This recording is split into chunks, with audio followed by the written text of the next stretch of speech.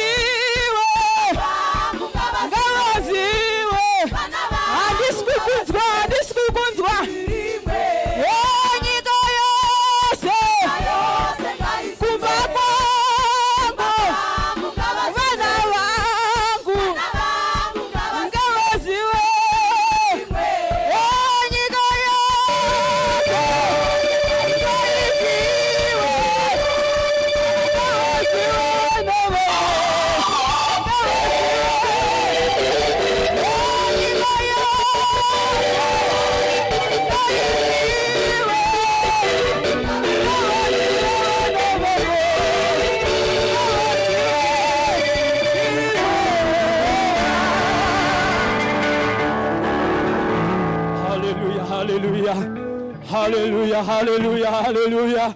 Just raise your hands. Hallelujah, hallelujah, hallelujah. Hallelujah, hallelujah, hallelujah. Let's battle the hymn 14. Hosa nawe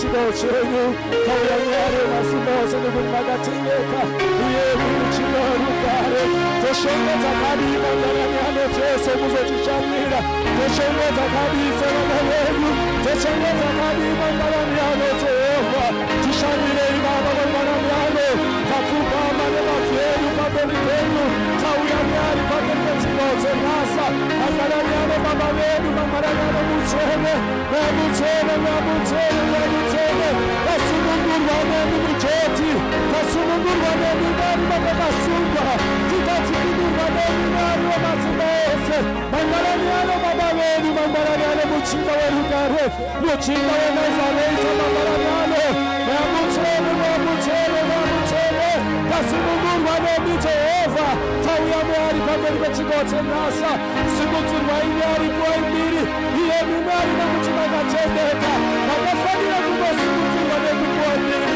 mangaraniano baba vedu mangaraniano Jesu tipei simba tipeiwo kutya kwenyu kwakaringana mangaraniano mazita mutsvene mazita Jehova muzita raJesu. Haleluya.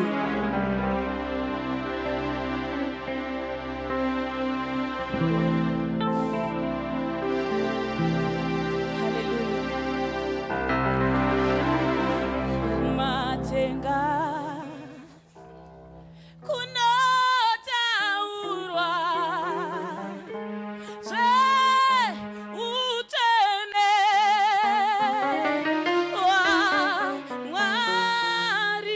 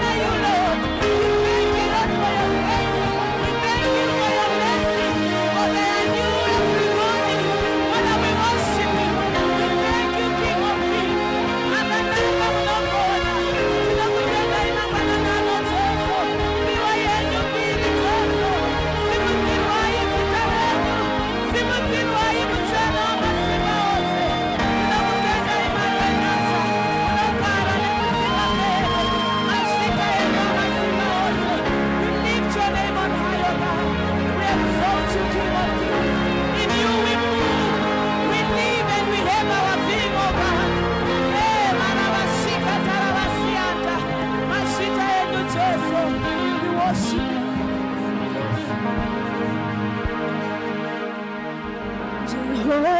Jehovah is your name. Oh God. Jehovah is your name. Jehovah is your name.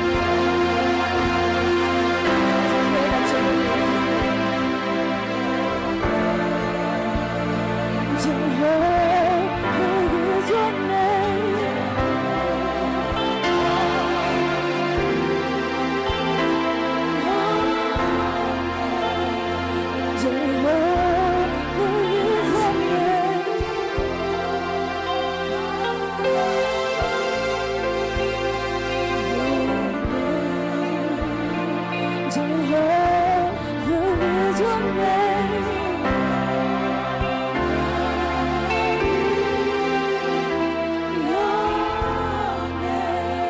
Ngati vurei maBibles edu Mwari vachitibatsira kuna Proverbs chapter number 3 verse ya 5 to 6. Mugondiverengerawo 1 Corinthians chapter number 1 verse 25. Isaiah 55 verse 8. Regai ndidzokorore. I think it is tiri kuverenga Bible tiri kuziva kuti Proverbs chapter number 3 verse 5 and 6. Tichaverenga kuna Proverbs 3 verse 5 to 6. Vimba na Jehovha nemwoyo wako wose, urege kusendama panjere dzako, umutendere panzira dzako dzose, agoriramisa makwara ako ose. Proverbs 3, chapter 3 verse 5. Trust in Yahweh with all your heart, and don't lean on your own understanding. In all your ways acknowledge him, and he will make your path straight. Andoda kuti kana richinyoreka Bible renyu risiri electronic, mundi andanelo panoti do not lean with your own understanding. Kana uine notebook ingonyora panoti do not lean on your own understanding. Wozomaka parikunzi in all your ways acknowledge him. Ndikuda kuti ubate panoti all your ways acknowledge him. All your ways acknowledge him. Do not lean on your own understanding. All your ways acknowledge him. Pamwe pacho parikuzoti he will make a way for you. Andiverengerewo 1 Corinthians chapter number 1 verse 25. Because the foolishness of God is wiser than men, and the weaknesses of God is stronger than men. Nokuti upenzi hwaMwari hwakachenjera kupfuura vanhu, noutera hwaMwari hwakasimba kupfuura vanhu. All right. Muchibata Isaiah 55 verse 8. Link the verses. The foolishness of God is wiser than the intelligence of man. The foolishness of God is more wiser than our intelligence or our wisdom. That's why we need to lean on his understanding instead of our own understanding. His foolishness is wiser, is more smarter than our wisdom. Isaiah chapter number 55 verse 8. For my thoughts are not your thoughts, and your ways are not my ways, says Yahweh. Nokuti ndangariro dzangu hadzisi ndangariro dzenyu, nenzira dzenyu hadzisi nzira dzangu, ndizvo zvinotaura Jehovha. Hallelujah. Mwari varopafadze kuverengwa kweevhangeri. Jesu vachiuya panyika vachideclare the reason why he came, or the mandate why he came on earth. Vanototi, I came to proclaim good news. I came to proclaim good news. That all people who were confined in their confinements could be set free. There is one thing that has been done, or that has existed from day one, that creation was done. It's called counterfeit. A counterfeit product, it has all the features of the main product, but the manufacturer is different. And my Chinese achigadzira Nike haasi kutora recipe yeNike, asi ari kugadzira bhutsu yakanzi Nike ine mafeatures eNike. The difference is the manufacturer and also the strength of the Nike that has been produced. Kureva kunzi pari kunzi do not lean on your own understanding. It's a true reflection that there are two understandings that are in existence. The first understanding in existence is God's understanding. The second existing understanding is the understanding of man. Then it comes a time when you need to choose between your own understanding and the understanding of God. But they both exist.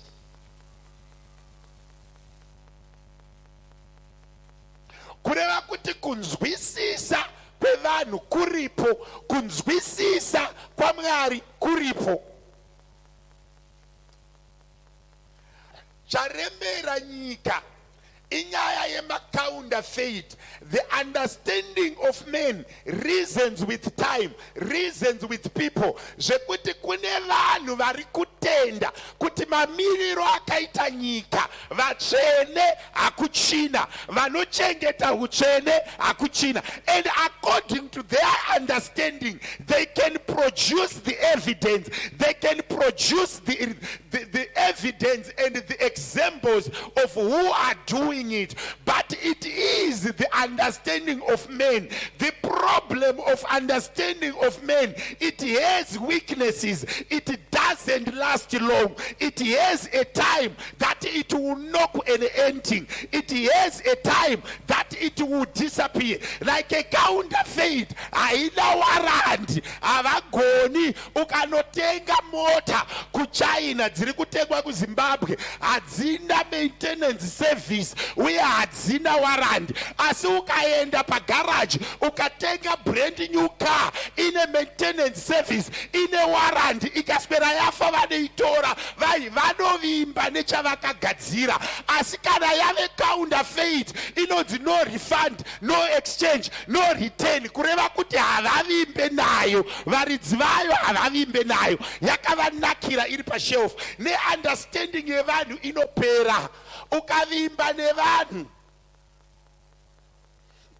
ukavimba nekunzwisisa kwevanhu, vanhu vakakupa idea kuti kuSouth Africa kuri kuitwa mari, ukarongedza bhegi uchiteerera vanhu vatienda kuJoni. Bvunza isu takadzimirwa mafoni pabhodha, ndara kuno zvinhu zviri kufaya, mukauya kuno upenyu hunochinja.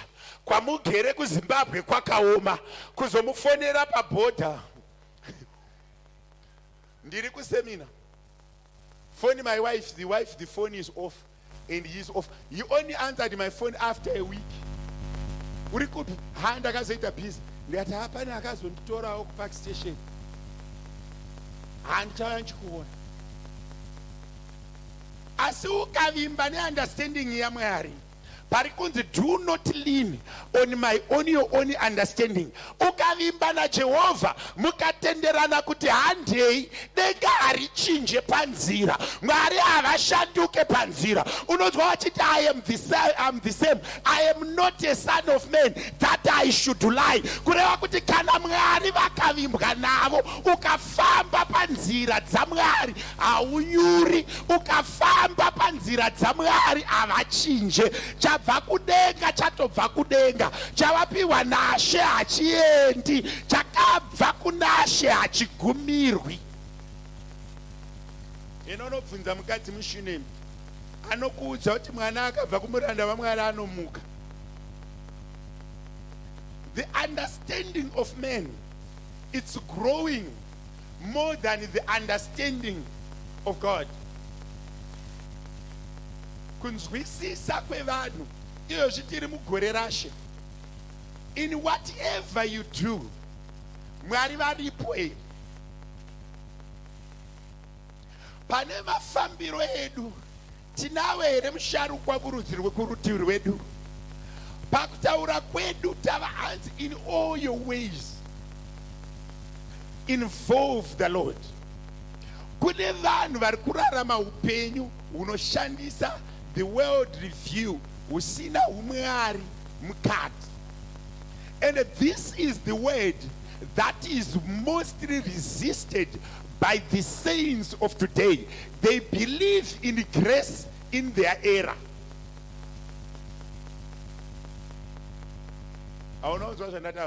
They believe in grace in their era.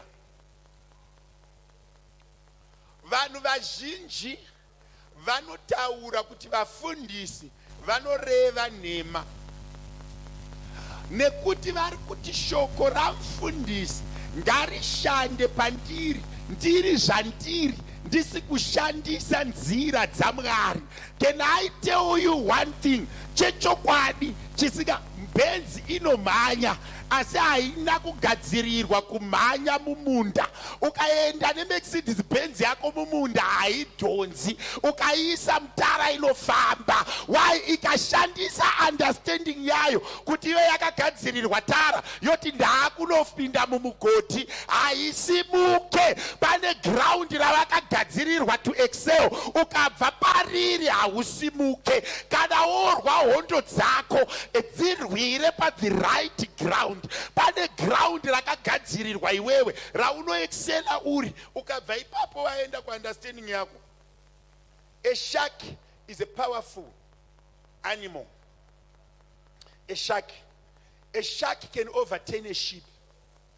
A shark can swallow men.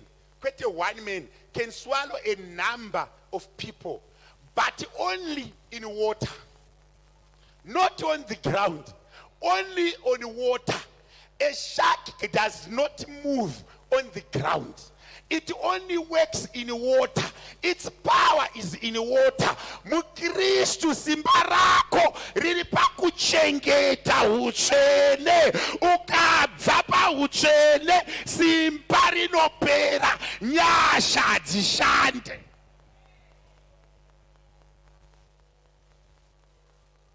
Izvo zvindichitaura kudai so I can rest assure you, ukabva panzvimbo kune vanhu vakawanda vane zvakaiswa naMwari pamusoro pavo asi hazvisi kumanifesta. Why? Each fish iri kuda kushandisa simba paground.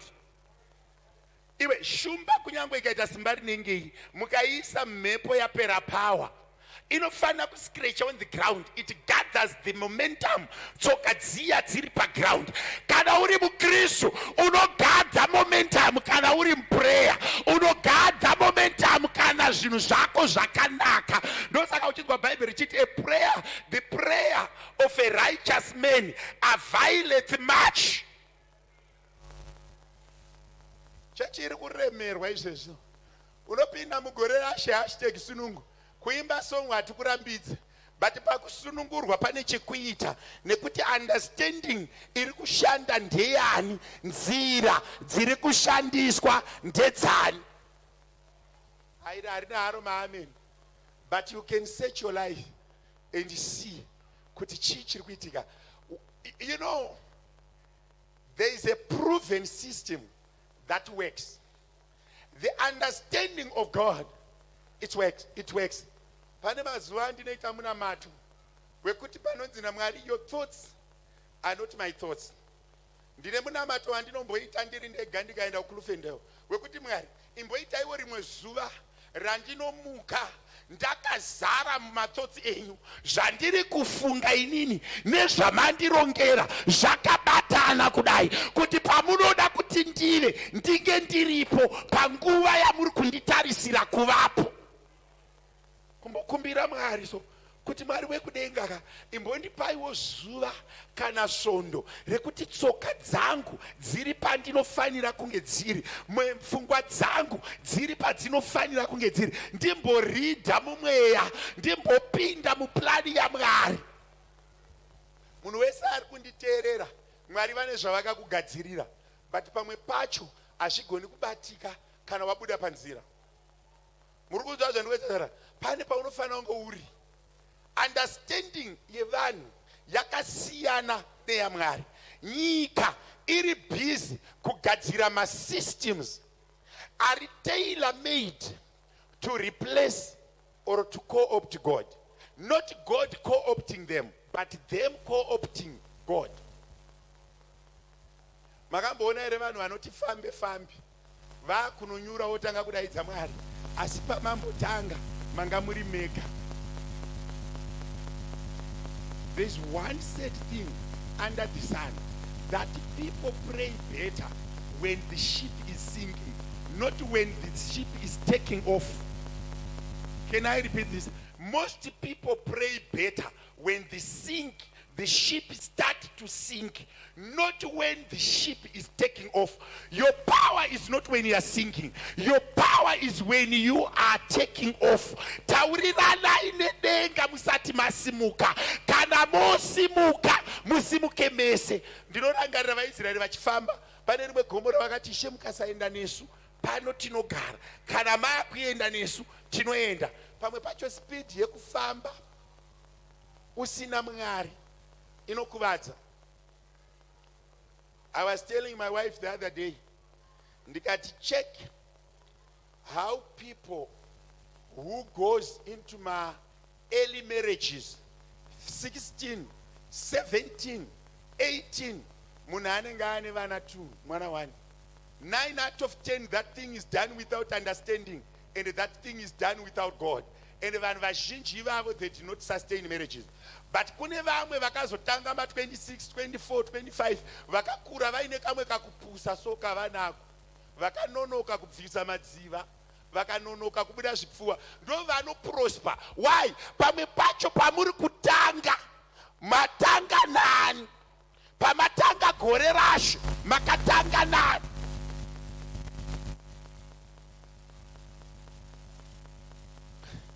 Unenge wakuita a weeping prophet, awani maameni vanoda kukurumidza kuenda kumba, havaidei. Uchibuda munoona varume vako 5 apa uri kusingles, umwe ndewe rent, umwe ndewe magetsi, umwe ndewe mvura, umwe ndewe school fees. Panoda kuroorwa unenge wakasimudza maoko nezvigunwe zvese, unotoita kunge uchasimudza nemakumbo. Aishande recipe yacho. Understanding dzevanhu dzikavanda, yaMwari inobva.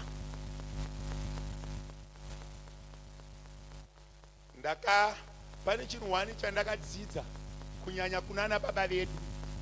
Vana baba vedu vaive netsika yekuti anoshanda ari kuki kuBorodale kana kwaaishanda ari, kana akuritaya anonofudza mombe kumusha otanga futi kupfeka washu. Vangani venyu vakaona vabereki vakadaro? Ane mazuva akaprosper, akaitirwa zvakanaka, akarova chegumi chake ega akazviita Mwari. Kunopeta upenyu unotanga kuti kupetawo. Ndine vanhu vandiri kutaura navo muno, pamazuva enyu ekuropafadzwa zadzai nzira dzenyu naShe, nekuti mazuva iwayo haagari nekusingaperi, kuti kana mwaka iwoyo waakudarika Jehovha uripo. Nevanasikana vangu, mazuva ekuti masiketi anenge akazara makanaka muine mafat chicks, fambai naJehovha. Regai kuzotsvaga varume maunyana mashandiswa mapera.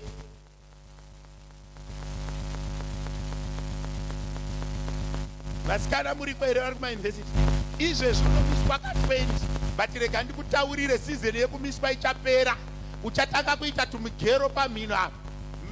Manje tarisa vamwe vari mudzimba uone kuti havana here mugero wakabatsirwa nemasiki, but pane tumwe tumigero tuchatanga kumera, twokuti vanhu vakakuona iwe uchitsvaga murume, iwe vanenge vachikuudza kuti mama makadii, ndiri musikana. Iwe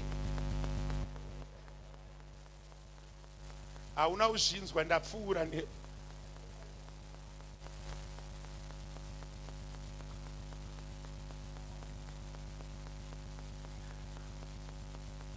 Pane munhu wandi kuti understanding. How do I gain understanding of God? The foundation of getting to understand God is to have faith that in whatever I do, God is there. In whatever I plan, God is there.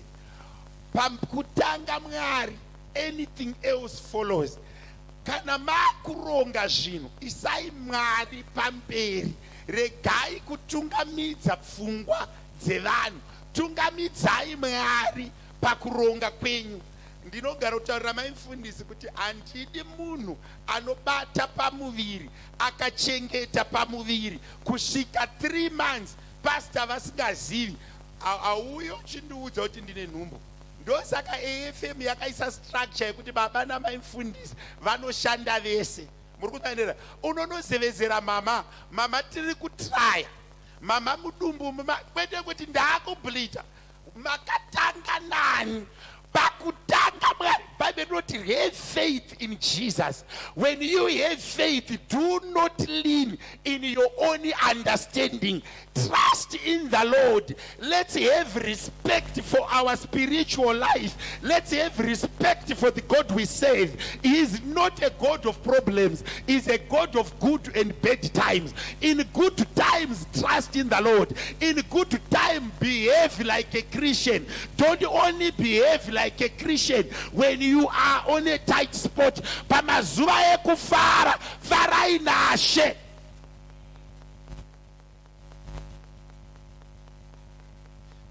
Yo zvindichitaura so, kana maakaundi muine mari usingarwari, hauna need yekunamata kana kumuka. Zuva raunoti mwana arara achichema, baba munondiziva muzita raJesu, it doesn't work like that. The word of God that says, in all ways include God. Trust in the Lord. Do not lean in your own understanding. Can I tell you this? Intelligence is limited. Wisdom is limited. Reasoning is limited. Power is limited. The only thing that is not limited is our Christ. The power of Calvary is not limited. But any other thing under the sun is limited. Doctors are limited. Presidents are limited. All human people are limited. When we think we are excelling at our best in reasoning, that's where God's foolishness starts.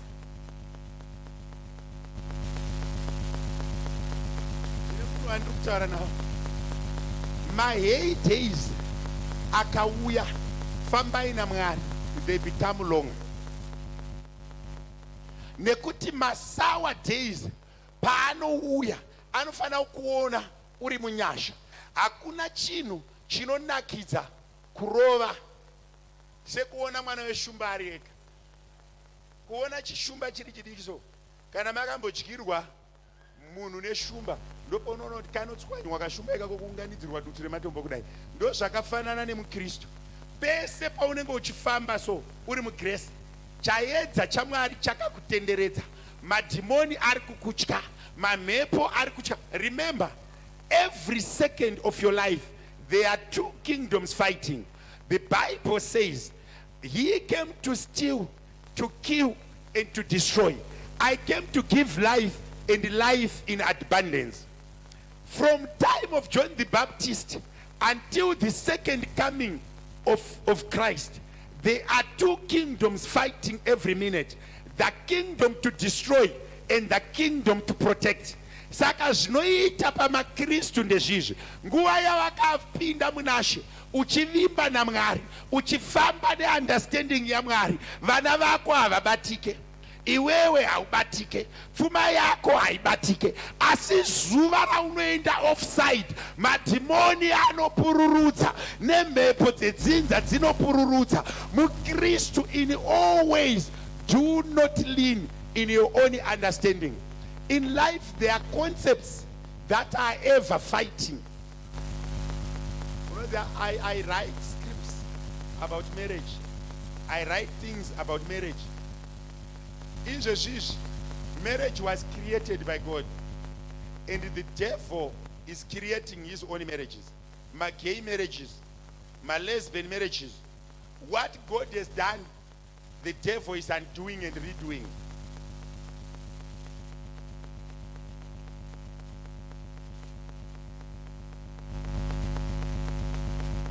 Jesus, the devil is undoing things. Unonzwa mwana achitaura kuti I've got equal rights. My father does not ask me where I sleep because I'm 18. Bible wrote, you spare the rod, you spoil the child. Nyika yobva yayonzi mwana hatsunywe kana kurohwa. What are they doing? They are breeding criminals. They are breeding thugs. They are breeding loose people. Why? The Lord is saying, the word of God is saying this. Unotonzwa munhu achikutaurira kuti what can I do? Kune vanhu vakupinda mu understanding yenyika, vobuda mu understanding yaMwari. Inini wangu mwana wandakabereka kana anogara pamba pangu akatadza kuita zvandinoda, ndikamupa warning kaviri katatu, ndinobvisa bhande ndorova.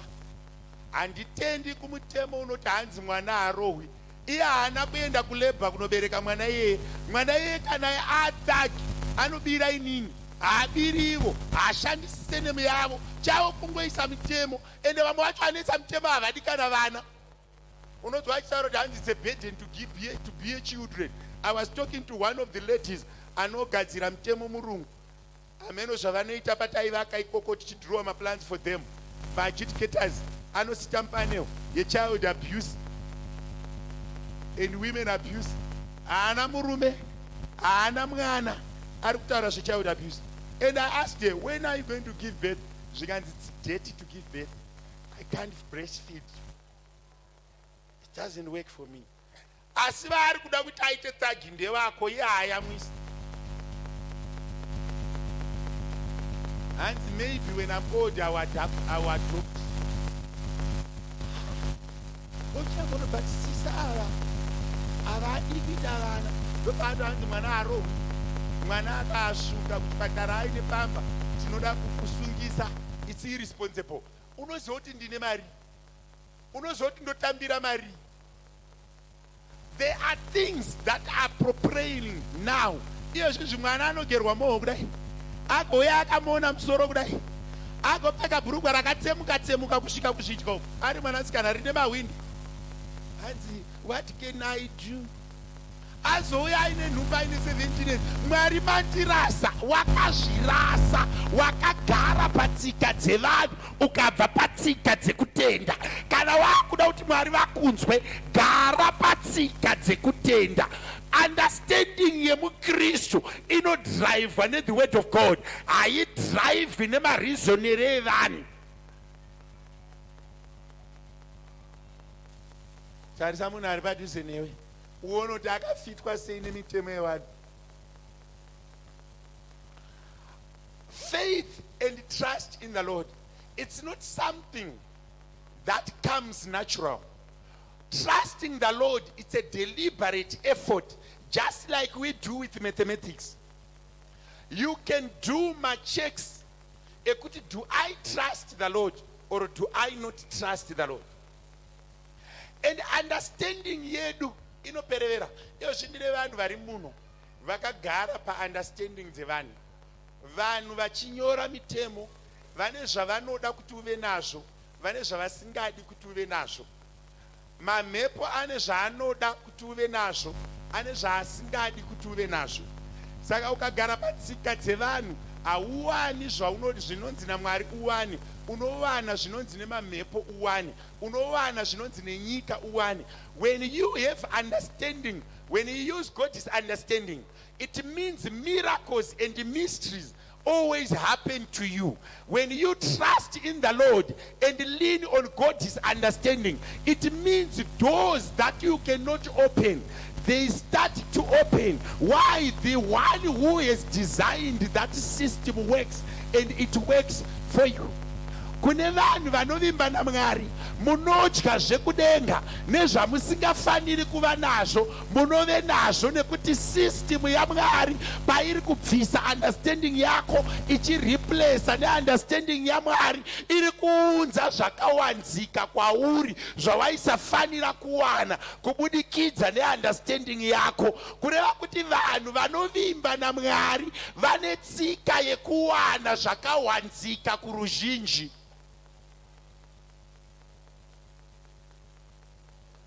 Ndaiverenga, I know hangu kuti mapostori anotsika moto. I don't know how good it is, but chandinoziva ndechekuti kuBhabhironi kwaiva naMwari veko, kwaive netsika dzeko. Mwari kwakutendera Israeri kutapwa neBhabhironi. Daniel, Meshach naAbednego kwakunogara kunyika yakatapwa. Understanding yevanhu inoti tapinda muguta mavo, taakuita zvavanoita. But Daniel, Meshach and Abednego, they trusted in the Lord, they believed in the Lord, and they waited upon the Lord. Vakasadyiwa neshumba kana kupiswa nemoto. Kureva kuti mumwe moto uri kutipisa. Yes, vanhu vatiisa mumoto, but pavatiisa mumoto vatiisa tiri tega. Vakatiisa mumoto naJehovha watinotenda maari, moto unorega kupisa, asi ukapinda wega unotsva. Kana hondo dzakusimuka, rega kusangana nadzo uri wega, sangana nadzo wakapfekwa nekutenda kunashe, kuti akandisika wandinotenda maari anozvigona.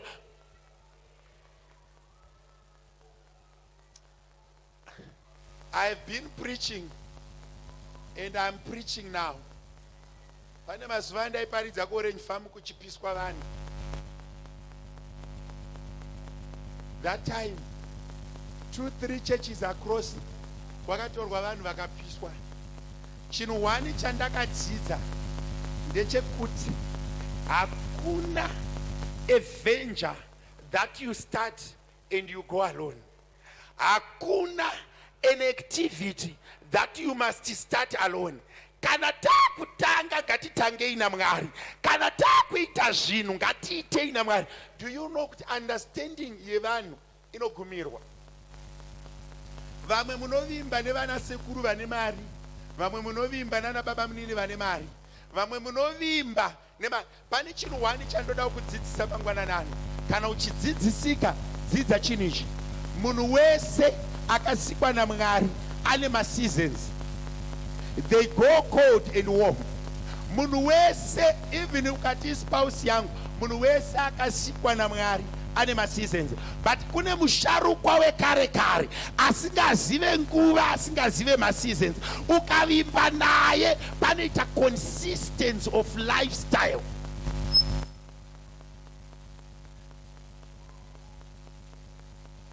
Pane munamato vandaiita kudhara ndichiri mudiki, wekuti ndikaona munhu ndoti Mwari regai kubvisa munhu uyu muupenyu hwangu. Ndakachinja munamato iwoyo. Munamato wandinoita zuva rega rega pamusoro pangu nechereke yandinoshumira nevana vandakabereka nevanhu vari pedyo neni umwe chete. Mwari regai kubvisa favor yenyu pamusoro pangu, zvisinei nekwandaenda, zvisinei nevandiri kutaura naye. Regai kubvisa nyasha. Wai kana nyasha dziripo dzinoonekera ivhiri pane vanouraya, dzinoonekera ivhiri pamhondi, dzinoonekera ivhiri mushumba, nyasha dzinoonekera. Daniel aisagona kupinda neshamwari, aida kutongopinda naMwari. Pane mamwe madecisions ekuti kana wakuita usaite nevanhu, tanga naMwari, rega kutanga nevanhu. Vanhu vanoshanduka, vanokusiya panzira. Chinhu chinonzi understanding yesystem yaMwari chakakosha. Pamunoita mafinances enyu, try not to use your own understanding. If you use your understanding, it does not make sense. Ndinozvitarisa hangu pandinombobvisa chegumi. Unoziva kuti ukacalculate mari yechegumi, unotoona kuti pamazuva andaibhadhara ndaenda kutopedza kubhadhara imwe imba. Ukaicalculate wakagara so, kana uchibvisa zvemachokwadi chaichayo, unonyatsoona kuti mari iyoyo depending unotambira mari, but mari iyoyo inotenga. Ukaiunganidza so, unonyatsoona kuti after 10 years ndaita chimwe chinhu. But ukazvicalculate with a carnal mind, you won't do it. But the carnality of your mind fails to remind you that there are people who have nothing, but you can only whinge about what has gone to the Lord. Not only that, kuti wakagara pawakagara ipapo kuri kupisa, uri kuteerera kwandiri, ukada kuzviisa mental mind iri physical, unoona zvisinga make sense. But when you start to use God's understanding, pane chinhu 1 chandakadzidza. Kana Mwari vakundida nhasi ndoenda, Mwari vakada kunditorera nhasi mota vanotora, Mwari vakada kundibvisa kuita pastor nhasi vanogona kundibvisa. Why? It's not like when you live your day-to-day life you are perfect. No. It's not like when you speak it's perfect. No. Pakuparidza kwandatoita pamaminutes andataura iwaya kune umwe wandatoofenda kana pasina nyasha ari kunzwa kuti murume uyu ari kundituka muri kunzvaendera. But when God's grace is there, it preserves you. Rikabviswa unosara usina chino. If we trust in God, then we are protected. If we trust in our own understanding, we are like naked people. Why? We do not have any covering.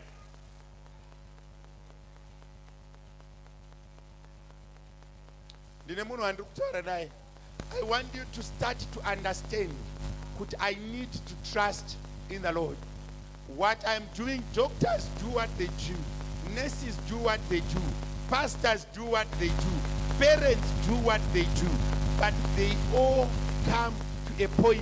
This we can't do it further. But when you trust in the Lord, his system works. Vanhu vese vane mahati break vakavimba nevanhu. Ukaona munhu ane the biggest heart break akaita the biggest trust mumunhu. The bigger the trust in men, the bigger the upset. If you want to spare your heart, do not lean in your own understanding. Do not lean in your own judgment. I don't know kuti ndiri kumeka sense ere kwauri, but ndine vamwe vanhu vanotenda mukubatanidza live nenegative kuti zvinhu zvifambe. Mukabatanidza muri mega, rimwe zuva muchabatanidza positive nepositive kana kuti negative nenegative. Mukachitima chikanyura, chikepe chikanyura muri pakati perwizi. Kana taakufamba vana vaMwari ngatifambe naMwari. Patiri kuita mari ngatiite tiina Mwari. Patiri kuita vana ngatiite tiina Mwari. Patiri kupinda marelationships ngatipinde tiina Mwari. Patiri kutenga dzimba ngatitenge tiina Mwari. Regai kusonanidza muri mega. Your only understanding, the word of God says it does not work. Hazvina kunzi partially. Do not lean in your own understanding. Ndinotaura nevafundisi because ndiri mufundisi. One pastor called me akati ndiri kuwina vanhu. Ndikati muri kuvahwina sei? Hanzi hamudhara mazuva ano ndiri kuwina vanhu. Ndikati muri kuvahwina sei? Ndiri kuvaudza musi waanouya ndikamuona kuti munyowani ndomuudza kuti unoita million, unoita 2 million. Hanzi ukavapromisa mari havabudi chechi. Ndikati alright ikasazouya. Mavavimbisa musi wavauya vari vanyowani kuti mudikani panopera gore rino unenge wane 2 million. Asi gore harina kureba akaiti 365 days. Urikuona kuti rine rinatochoka. Wavimbisa munhu kuti gore rinouya unenge uine 2 million. Garapo ngatisainirane pasi. Munotanga kukupa zvaanokupa. Gore racho parinopera. Ndikati word of God rinoti chii? Zvikanzi uyai nawo kwandiri. Ndikati saka muri kuvaunzirei kwamuri musingaendi nawo kumuridzi webasa. Anopa vana ndiMwari, anopa mari ndiMwari, anopa upenyu ndiMwari. Rega kuzosangana namufundisi anokuudza kuti ndine yese haufe. Iwe nyasha dzekurarama hadzina kuiswa muruoko rwemunhu, dzakararama munashe. Chinogona kuitwa nemuranda waMwari kukonfema nyasha dzadzika panzvimbo dzabva kuna Mwari, iyewo dzikonfema, kwete iye kudzigadzira. Ukaona tichitaura kuti gore rino hapasi kufa munhu, tiri kukonfema zvabva kumhepo, hatisi kugadzira. Ukagadzira uchipedza kudaidzira unoita 20 makuva. Ndaimbotaura nomwe mufundisi wani akamboiswa pane imwe nzvimbo kune imwe nzvimbo. Akasvika akataurira vanhu zvaakataurira vanhu. After 1 month wakangoona rori yarongedza munhu arova pasi. Ukavimba neunderstanding yako unonyura. Ndoda kukuudzai vanangu, regai ndikuudzei. Even vanhu vari muno vari kuexcela kumabasa nevari kuexcela muupenyu, rega kuva nezuva raunoita manyawi woudza vanhu kuti ndinoronga-ronga. Iti nyasha dziri kufamba nesu, iti Mwari vari kutigonesa, iti denga ratendera. Ukati ndiwe unoyese, umwe musi ucharega kuuya pano wakunyara wakufamba netsoka. Vanotyisa apo. Ukafamba uchinyepera vanhu kupatsika netsoka panotyisa apo. Pamwe pacho kuzvideredza kunobatsira, kuzvisimudzira kunonyadzisa.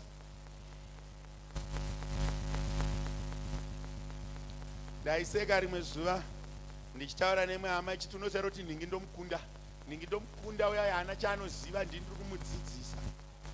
Ndikati how sure are you kuti haana chaanoziva? Ndikati amufundisa muone roti hadzioni. Unoziva here kuti munhu akapusa, definition yekupusa munoiziva? Definition yekupusa munhu anoti hakuna Mwari.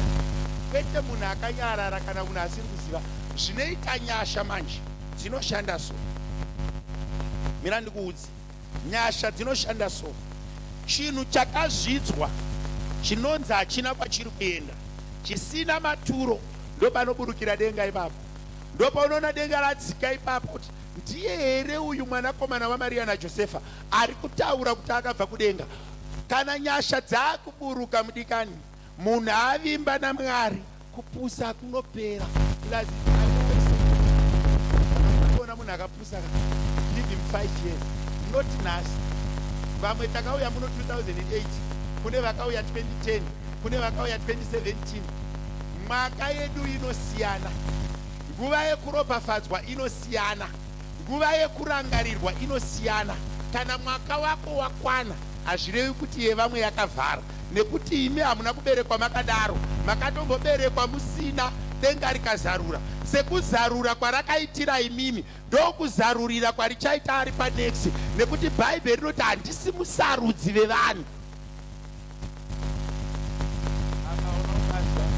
Ndichiparidza kudai munhu akatarisa, munhu ari padhuze naye so akatarisa bhutsu dzaakapfeka, ari kutorileta nadzo kuti ndedzekujetika idzi.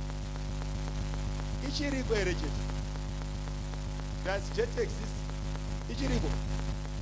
Ndakaguma kupinda mushopu kare ndikapinda muone ndichienda kubheni.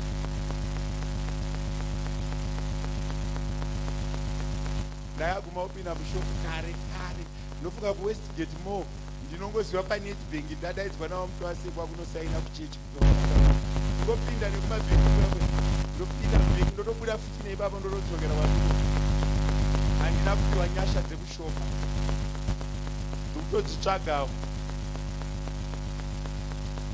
Handisi kudara vanoti jeti chiriwera, ndakaguma kare kupinda muno.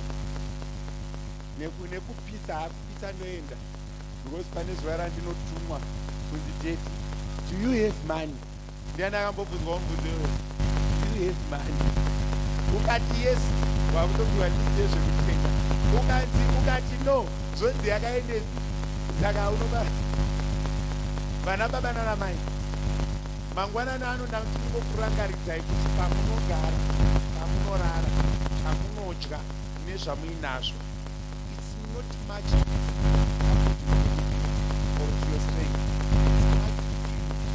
How much do you want to trust in the Lord? How much do you want to depend in the Lord? It's power to depend in the Lord. It's power to trust in the Lord.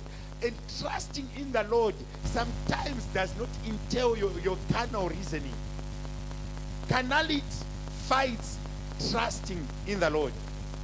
The human mind independently fights faith. Ndichitaura kudai kune vanhu vakawanda vari kuti mufundisi, saka tinoronga. Munoziva kuti you can plan, asi anoita kuti zvibudirire ndiMwari. You can write an exam. Indine vanhu hope vandaiziva wekuti even up to now ndikafunga kuti akafoira sei form 4, I don't have an explanation.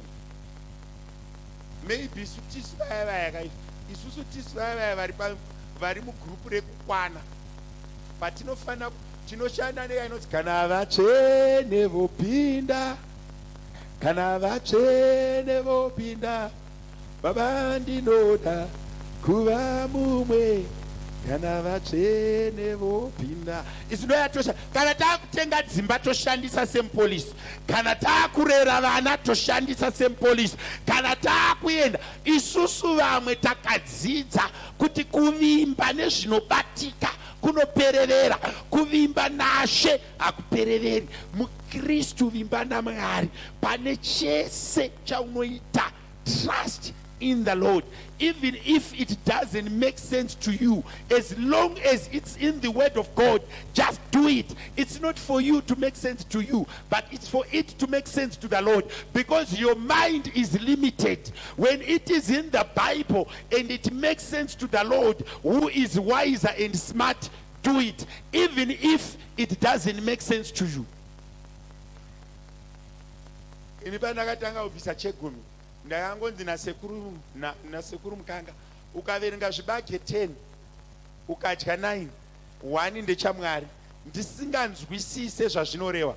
Vanhu vazhinji vari muno vanoda kuita zvinhu zvavasinganzwisise zviri zvenyika ino, asi zvamwari zvavasinganzwisise havadi kuita. Ndinoda kumbobvunza madrivers ari muno kuti vangani vanoziva kuti mota yavo ine macylinders mangani. Madrivers kusiya kwana makaniki, kutobvunza munhu ari pano chaiye ari pamberi panapa kuti mai masuka taire vhiri renyu munoziva kuti mainches mangani, munoriziva size yetairi. Vangani vari muno vanodhiraivha mota vasingazivi kuti size nambani yetairi. Mbondiratidza nekusimudza maoko ati handizivi hangu taya size remota yangu. Ndikutoona mawo anodhiraivha azive kuti tairi racho isa, asi haana kuti handipindimo ndisati ndaziva kuti tairi racho rakakura sei. Asi zvekudenga ndozvada kutanga kutaurira kuti kana ndakuzvinzwisisa. Muri kunzwa ndiri kutaura?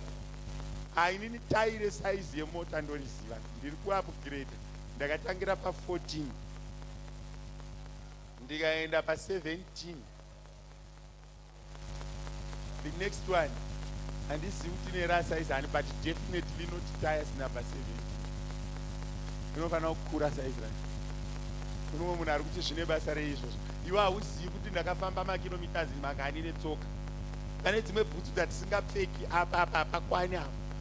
Gumbo raka handizivi ndega ka ndine hama dzangu. Tarisa bhutsu yemunhu yakapfeka, unoremadza bhutsu ka. Kune makumba anoremadza bhutsu, mahigh user inenge yakaremara, inozoenda kumberi inenge yaka, imwe unoona chigumwe chakutobudikira chapoya nenyaya yekwakakutira munhu akaipa. Hamusati mamboona bhutsu kuti ichi chigumbo chigumwe chidiki chinopoya. Taridza kuti bhutsu yakagadzirwa munhu asina kumbobvira akamhanya pasi netsoka. Kwete iwewe, handi yakadhizainwa kuAmerica. Mazuva ano akugadzira marafters kubatsira vane tsoka dzakaita sedzangu. Ndiri kumutsa umwe munhu akarara anga akutokotsera. Asi daina ndiri kutaura kuti ndege yako inouya mangwana, munhu wese aibatirana neni. Asi yekuti ngatimbotrustai Mwari. Makaguma rini kuvimba naMwari? Makaguma rini kunzwa kunasha? Kunzwa kuti Mwari vari kutaurawo neni? Makaguma rini? Pane pamwe pacho pandinomboshuvira kuti uri wega usina vanhu, kumbopinda mudeep worship, kumbonamata wega. Mazuva ano ndiri kupesana namoyo. Kudhara ndaisangana naye, panomwe musi wandakadziona dzakarara pasi kadombo, ndikangoti iyi ndeyawe yekurara iyi, ndirega ndidarike. Pamwe pacho ndakazodzwa kuti ndisirambise chinhu, mufundisi ndambokuonai uko, ndini here? Kati handini. Pamwe pacho imboenda mupureya uri wega. Mwana waMwari ndokukurudzira, hapazi pese paunosangana naMwari wauya kuchechi. Pamwe pacho pari kuda uri wega, mubedroom mako, kumba kwako, mumota mako. Rega kuridza radio always. If you drive, take the opportunity to drive and pray. It's difficult uchitanga, but it works. Inini zvakandiremadza, handitoridzi radio. Inini when I'm alone I pray. Ndikapinda mota mangu, ndoita zvinhu zviviri. I put my phone on silent, I fasten my seat belt, and I speed and pray. And when I was in Zimbabwe, 6 hours max, 5.5 ndapa border. Ku Zimbabwe inside 7 hours. Kana ndisida hangu ndogono ndapinda maharare. Ndofamba ene nechifamba nchinamata, hakuna mupurisa unondimisa, hakuna munhu unotaura neni. Ndikasvika parobho ndinomira patollgate. Ndinedza kutosvika 4 trips dzandakaenda kuZimbabwe, kubva paborder kunosvika kumusha. Pamwe pacho kati unaenda kumusha kuna mai, kunopaka pagate pamai, no recess, no stopping. Ndichimira patollgate chete, ndichinamata. Pane nguva dzaunofanira kuita makuhwa nedenga. Pane nguva dzaunofanira kuzevezerana nedenga. Pane nguva dzaunofanira kunzwa Mwari, kwete nekuti Pastor Jiriji vakukurudzira, aiwa, nekuti mauri muri kuda mwoyo washo. Inzwa nzara nenyota yekunamata uri wega. Ukafamba neni mukadzima radio ndikakanganwa kuti muripo unotonzwa ndakutaura nendimi. I developed that type of prayer ndiri ndega. I feel inini muchurch, this is my honest opinion, muchurch I come for fellowship, I come for encouragement, I come for brotherly love, I come for learning. But when I want to pray for my wife, I can't pray here. Church yese igonzwa ma weakness emukadzi wangu. Ameno imi makarorwa nengirozi kana makarora ngirozi mune maangels vasina ma weakness. Chechi yese igonzwa ma weakness emurume wako. Mwari ndokumbira ongonono dziri pamurume wangu dziite shoma. Haibudi nyaya yacho. Dzimwe nyaya dzinoda uri wega. Trust in the Lord. Learn to be able to whisper to the Lord alone. Learn to communicate with the Lord alone. Learn to have a relationship na Mwari iri up and above ma Sunday meetings, ma cell groups, nema camp. Ndinotoshamisika munhu anonamata auya muno. Ini dzangu nyaya zhinji hadzina matiki. Muno muchechi muno dzangu hadzibudi. Kana ndiri muno, it's an opportunity to make generic prayers. Kana ndakuyenda, but the deeper of the deeper, I need to be alone. Kana ndakuyenda kumberi kwekumberi ne prayer, I need to be alone. Mweya inorwisa vanasikana vekwaJIRIJI haitukike panapa. Ndisina kutuka mazita evanhu. Pane vanhu vandofanira kutaura muprayer. Mwana wangu haaite satete ningi, mwana wangu haararame saningi, asi hazviite pane vanhu. Zvinoda ini naMwari tiri vaviri. Apa mwana wangu akamupa zita ramukoma. Mukoma vanofamba vachiimba vari wega. Wakunamata munongoti bless him and bless him, remember him and remember him. Azvishande. When you trust in the Lord, do you know that any people who are in love, they spend quiet time together? Hakuna vanhu vanodanana vanoratidzana rudo rwavo pane vanhu. When you are in love with Christ, there are some moments that you need to be you and your Lord. There are some moments that you need to be you and the Father. Muri vaviri. And hakuna a wise son or a wise daughter anokumbira zvinhu pamberi pevanhu. Kana munhu akukumbira anoti mama ndikuoneiwo, jeji ndikuoneiwo, motaura nyaya dzenyu. Prayer, what makes your trust in the Lord grow is the time that you spend with him alone. What makes you effective in depending with the Lord is the time, the quiet time that you spend with the Lord, the meditation time that you spend with the Lord. You need to spend time meditating about the Lord. Ndinorangarira ndichiri mukomana, tanga tisina WhatsApp, tainyora chimoyo. Handisi yangu maybe vanhu vakadaenzana nesu vari pamazera edu vanozvinzwisisa. Manheru wainyorara uchidrowa chimoyo, uchiisa maruwa, uchitsvaga makala ese akafanana. Vangani vakapinda mumarelationship pamwaka iwoyo wekudrowa nekunyora tsamba. Saka ime muroti hamunombodanana nevanhu. Ndiri kutaura nengirozi munomu.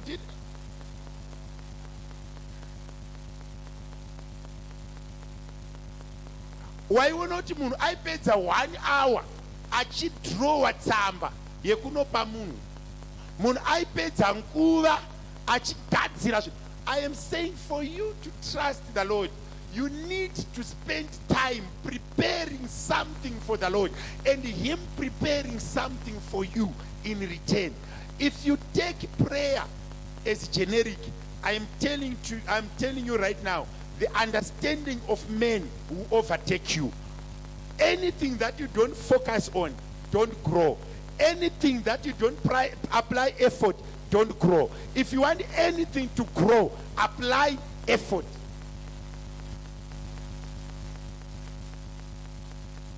Ndaitaura nomwe munhu zvikandi handi present worship yekuchechi kwangu. Haiwi practice. Kune vanhu 4 ndikamuudza kuti but how often do you go kupraise kwacho? Zvikanzi ndingaenda here kupraise ndiri baba. Ask them. Kana kuti vaive panjova vanhu ava vanozviziva kuti pastor vanouya. Pamwe pacho mazuva ano ndinojamba, asi pamwe pacho vese vanopinda apa ndakapaka mota yangu ndichitoona kuti ari kunonoka ndiani. Vanozviziva. Even vakomana vemagitari chavanotozviziva kuti ukanonoka unogona kusvika mudhara aripo. Pamwe pacho chiri kutadzisa vanhu kubata gore rashe inyaya yenguva yauri kuspenda nashe wacho. Can I repeat this? The time you spend with the Lord determines how far you go together. The time you spend in prayer or doing God's things determine the level of blessing that you receive. Less effort, less blessing. Less commitment, less blessing as well. The more you spend time with the Lord, the more you are blessed. In Inango, I love the Lord with passion. I love church. I love to pray. Kuneva no shanda neni ukatadza kundivhiringa kuchechi tinotovhiringana kusvika kwekupedzisira. Kana uchitoda maruwa kwandiri bata nguva dzako ita zvinhu zvako. I feel passionate. I feel that hakuna chinhu chandinokoshesa sekuita zvinhu zvaMwari. I do a little bit of business, not business. I just do a little bit. But mari iyoyo no matter kuti shoma sei ichitongopinda muaccount chinhu chinotanga kubuda it's tithe. Ndakanzwisisa kuti connection yangu naMwari inini iri patithing. I love to give the Lord. Mwedzi ukapera ndisina kupa kuna Mwari mandiri ndinofila emptiness. Ndinofila naked. I feel I did not do anything. I feel I want to do more for him. That appetite, I want to do more for him. I want to be there for him. I want to do something for him. I want to be with him. That attitude makes heaven respond. Ndiri kutsvaga varume nevakadzi, vakomana nevasikana ari kuzvigadzirira mwoyo wake kuti I want to do something for my love. I want to do something for the Lord. I want to do it for the Lord. I am doing it for the kingdom. I am doing it for my betterment. I am doing it because the Lord wants me to do it. We all have been in love and we are in love. From Sunday school to now. I've got a son. He turned 10 months today. You know what he does? Akandiona anochema akauya ukambata anenge achirezva vanhu vese uku asi havamutori. Anogara ipapo anotamba navo but ari ipapo.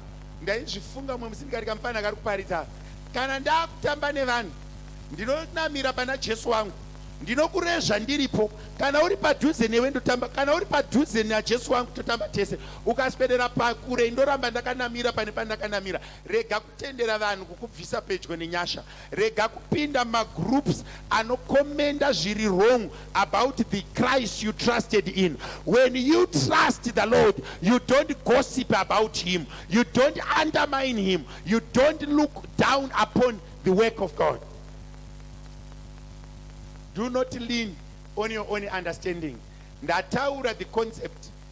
Asi handikwanisi kuipedza kutaura kuti what does it benefit you to lean on God's understanding? What do I benefit from understanding to lean on God's understanding?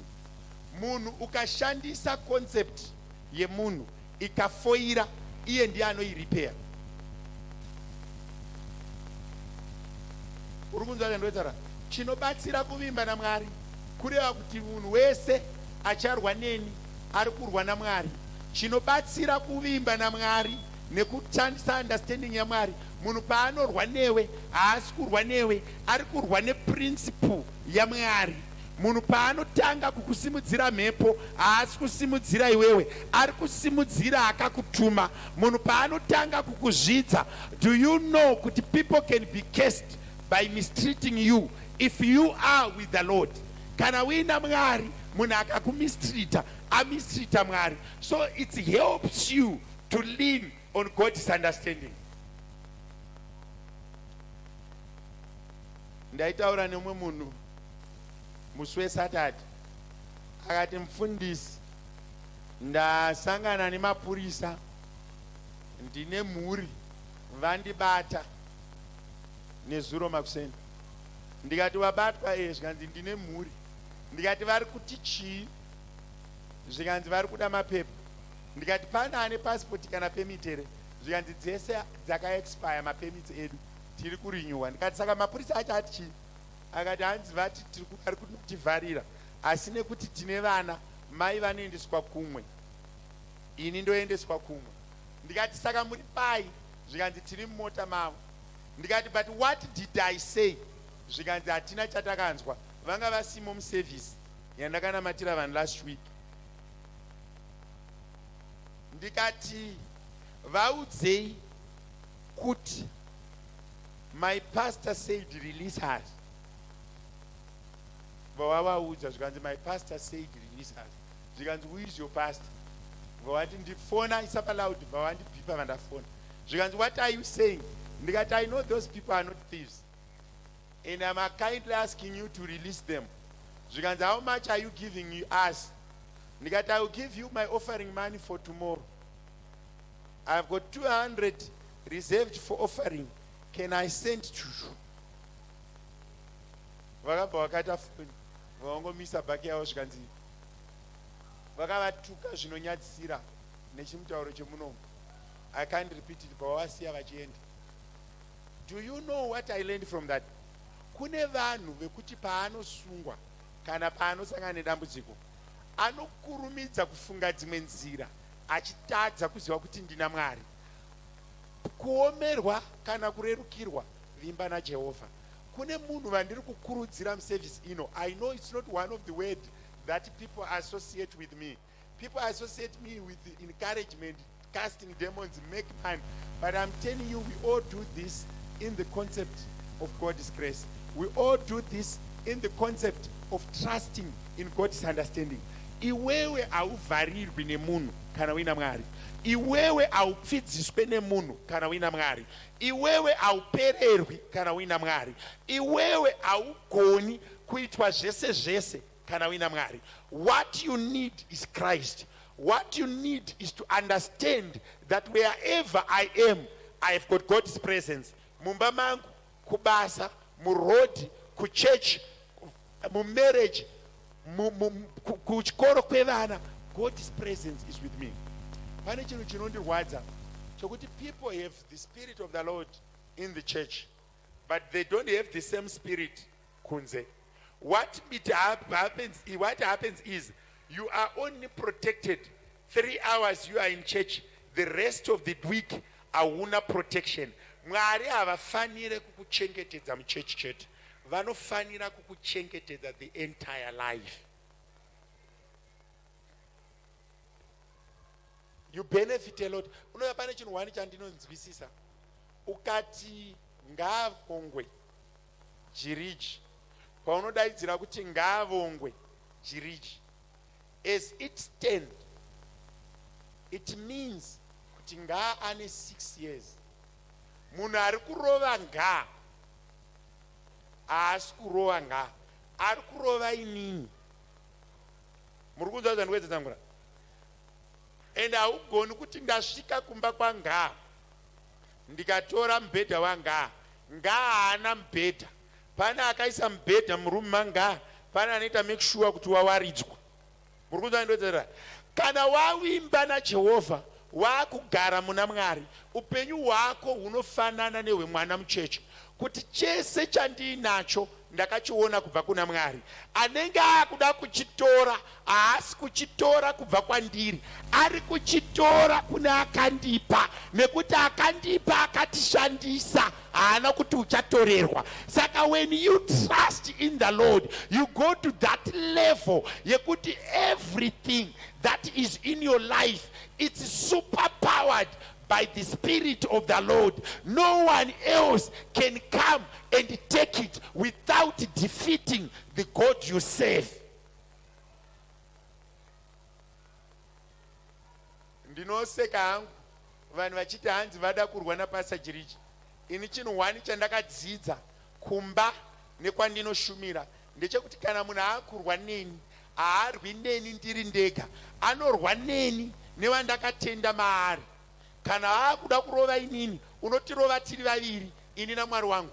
Ende chinhu 1 chandakadzidza, kana vanhu vaakuda kukudestroya havakudestroyi uchitenda, vanotanga vakuvadza kutenda kwako so that you become accessible. When you are in faith and you are full of the Spirit, you cannot be cursed, you cannot be destroyed, they cannot kill you, they cannot touch your children. So for them to get to you, they need to deal with your children, with your faith first. Asi kana usingatendi, wakangofanana nemba isina door, anoda anopinda achitora zvaanoda achibuda paanodira. Kune vanhu vakawanda vari musevhisi munomu vandiri kuda kukurudzira, kwete nekuda kwekuti ndiri kukumanikidzai, but try by all means make your relationship be bound by the power of the Lord. Trust in the Lord in the relationships that you are. Family, marriage, iwe ukama hwako nevana vako ngaudefinwe the Spirit of the Lord. Kune vanhu vari muno vasina ma-relationships akanaka nevana, vasingagoni kucommunicata zvakanaka nevana. Seek the guidance of the Lord. Trust in the Lord in your relationship with your children, in your relationship with your parents, in your relationship with your siblings. Trust in the Lord in your finances. Trust in the Lord in your health. Trust in the Lord kubasa kwako. Try by all means to surrender whatever you have and whatever you do to the Lord, so that you live in the Lord, you stay in the Lord, you and the Lord, you are one. As per your confession on the day of your repentance, wakati mwari pindai mumoyo mangu mugare mandiri, respect that confession and uphold the value of that confession.